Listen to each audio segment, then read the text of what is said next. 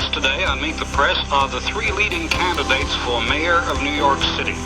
William F. Buckley Jr., editor of the National Review and candidate of the Conservative Party.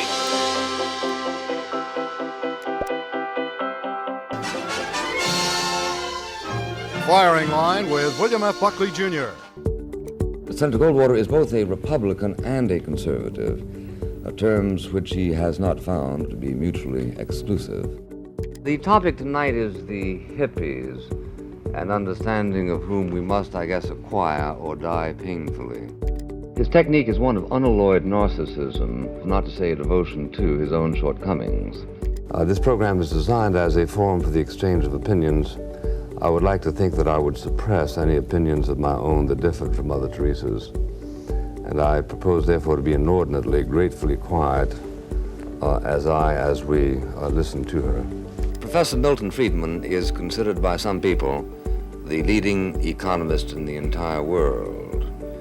That in itself is eye-catching, though, come to think of it, somebody has to be the leading economist in the entire world. Mr. Linsky doesn't mind criticism at all. In fact, what he minds is when he isn't criticized. When he is criticized, then his influence grows. The most dangerous man in America is going to lecture at the Yale Law School. His name is William F. Buckley Jr. So, of course, I went, thinking I was going to see, the successor to Jesse James. It would be fair to say that Ronald Reagan rode to victory on a political philosophy that Bill Buckley's been offering up for more than 2 decades.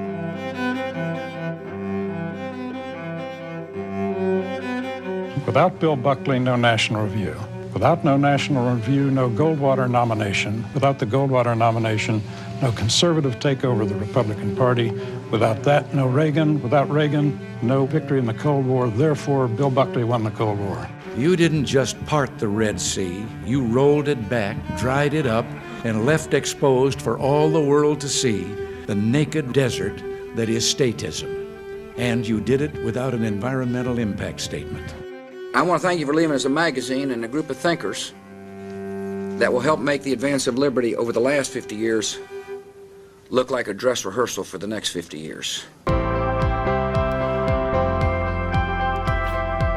Mick Jagger said about this book, it's the best Elvis novel I've ever written. Read, right? Well, I think there are only 2.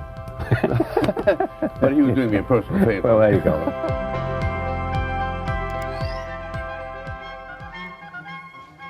Good evening.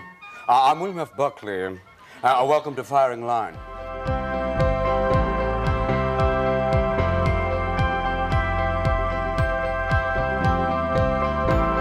Balancing the budget is a little bit like protecting your virtue.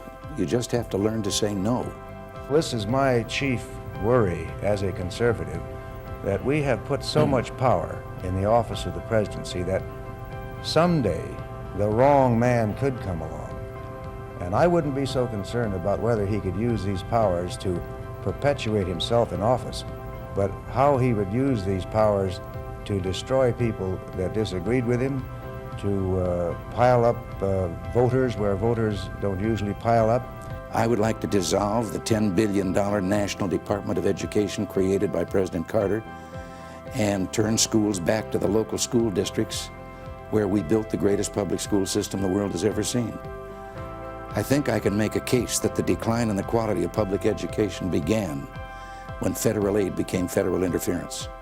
These principles that we have stood by, and have stood by, let me say, much more consistently than we're given credit for, have not been presented in an exciting fashion.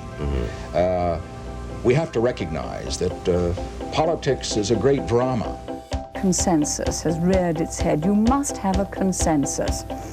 It's a word, again, you used not to use when I first came in politics. We had convictions.